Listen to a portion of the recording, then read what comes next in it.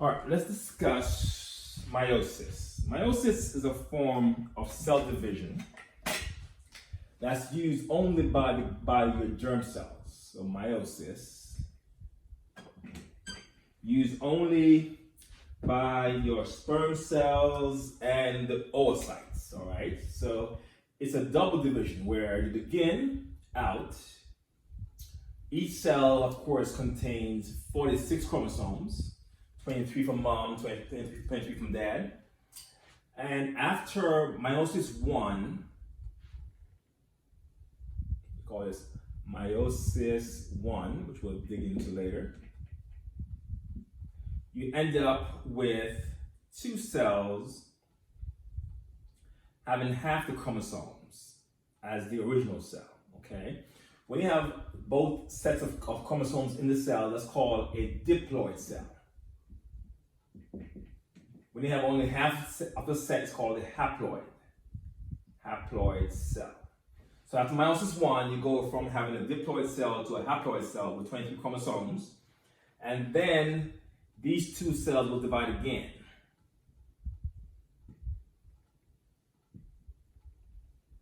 You must call meiosis 2 to form 2 cells each with 23 chromosomes, so they're still haploid. Okay, and together it's called meiosis. So the job of meiosis 1, the takeaway from meiosis 1 is that its job is to separate the mom chromosomes from the dad chromosomes. So it's called separate homologous chromosomes. Homologous chromosomes, all right?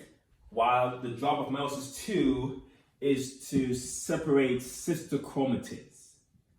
Separate sister chromatids. So for example, what we're showing you here is in this part here, if you had, say, a cell with mom and dad of the same chromosome, for example, maybe chromosome 21, at the end of this process, you get 2 cells,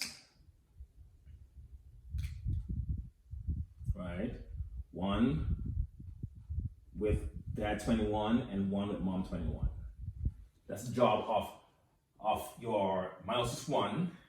In meiosis 2, you begin with just one of the homologs, and when you're done with meiosis 2, you get 2 cells with sister chromatids in them. Okay, that's the job of meiosis 1 and meiosis 2. Now let's dig in and walk through meiosis 1, and then we'll blow through meiosis 2.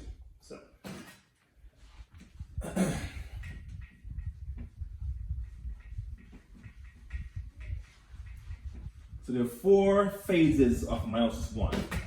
And if you know mitosis, these phases, these names will sound familiar to you. So we begin meiosis 1 in what's called prophase 1. So in this cell, even though we have 23 pairs of chromosomes, I'll only use 3 pairs, just for simplicity's sake. So in prophase 1, you have a cell, and you have 3 pairs of chromosomes. So we'll make the red ones dad and mom, dad, and the blue ones the mom. So you have dad number 1 chromosome will be next to mom number 1 chromosome. Okay, let's say mom number 4 will be next to dad's number 4, and mom number 5, for example, will be that next to dad's number 5. So when the chromosomes align next to each other like this in their homologous pairs, we call these tetrads. This is a tetrad. So in prophase 1, you have tetrad formation occurs here. where the mom and dad copies of the same chromosome are next to each other, and then what happens is they cross over. So if you have this, for example, next to, say, this, they will cross over such that, and they will exchange pieces of each other, which are homologous. So they're going to have something like this. Like that, and something like this. Like that. That's called crossing over. So this happens always between the 23 pairs of tetrads, okay? So here you have, it's called crossing over. So in prophase 1, you have tetrad formation and crossing over of pieces of the chromosome. This almost ensures that the outcome is, the offspring, the babies, will not be identical to any other babies because of this crossover event, which switches the genes around a lot during this phase. So that's prophase 1, tetrads form and they cross over each other. So then we go to metaphase 1. In metaphase 1, the critical thing I want to point out here is that now the tetrads will align down the middle of the cell. So here's your cell. And now the tetrads align. So you can have, say, mom 1 here on this side. Next, and you can also have maybe mom 4 here as well. Over here you may have dad 5, and then opposite of them you'll have the homologs. So you'll have dad 1, dad 4, and mom 5. The whole point here is that they will assort randomly. It's called independent assortment. So remember that you have 23 pairs. So you may have a case where you have maybe one of mom on this side and all the rest are dads. Maybe 2 mom, rest dad, 3 mom, rest dad. It just can be 20 mom, 1 dad. It's just randomly done to align here during metaphase 1. So there are 2 to the 23rd possibilities of how they can align in different combinations. And each combination gives you a different offspring. Okay, so this is greater than 8 million ways that the chromosomes can align themselves during metaphase 1. So it's impossible to have the same genetic makeup unless you are identical twins. So that's metaphase 1. Then the next step is anaphase 1. So in anaphase 1,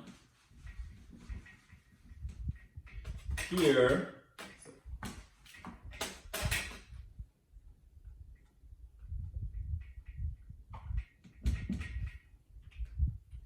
the cell,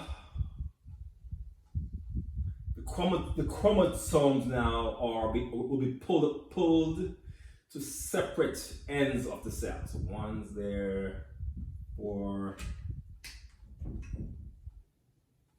Pull to opposite ends of the cell.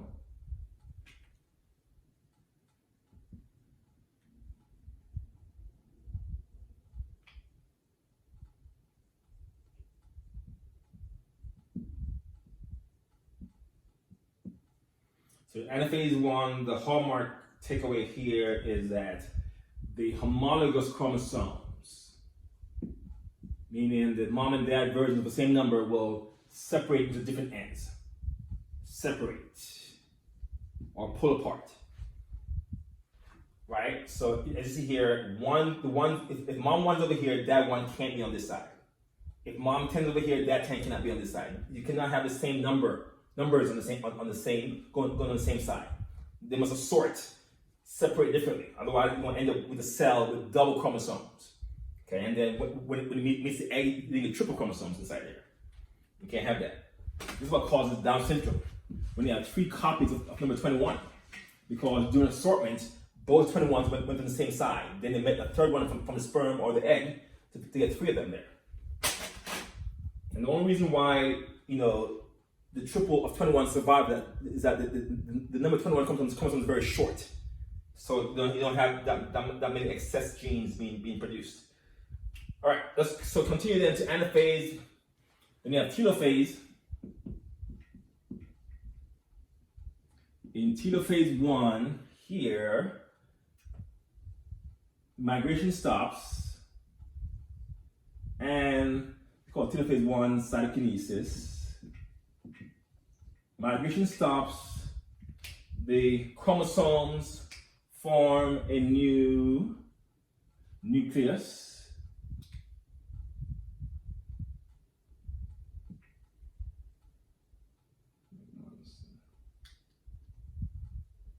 A new nucleus.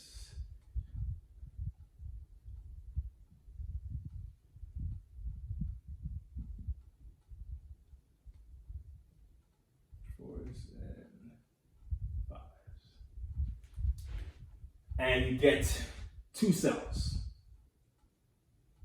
All right, 2 independent cells come out of.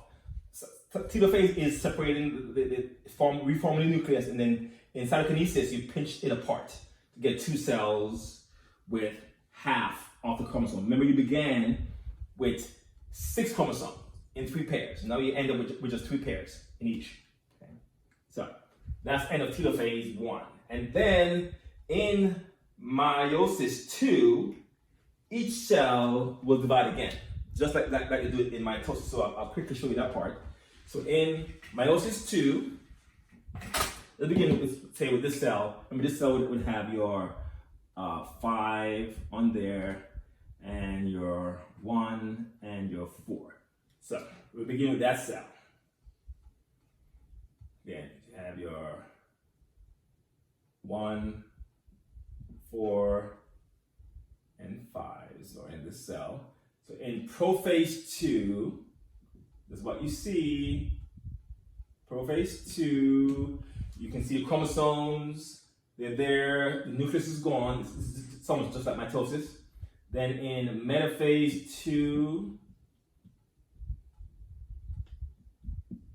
here, the chromosomes will align down the middle. This time in singles dyad form versus in tetrad form.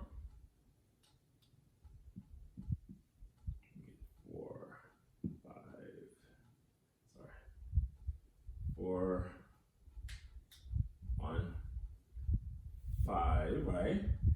And then go over into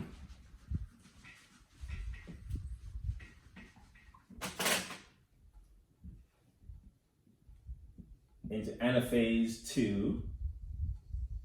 Anaphase 2, they separate from each other, separate.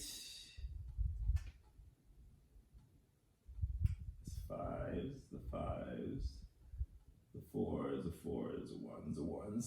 Separate to opposite ends of the cell. Anaphase 2. So here.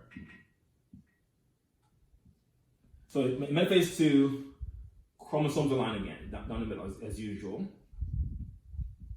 In anaphase 2, the chromatids. So chromatids will separate.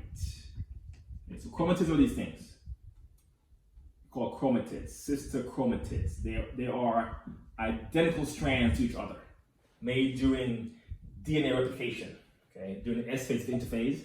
So it's anaphase 2, chromatids separate, and then in telophase 2 and / cytokinesis, again, you form 2 cells with half of the chromosomes. So here you're going to have one like that, and one like this. So one cell up top separated twice in meiosis 1 and meiosis 2 to give you 4 cells at the end of the process having half of the chromosomes of the original cell. That is meiosis. We'll pause there.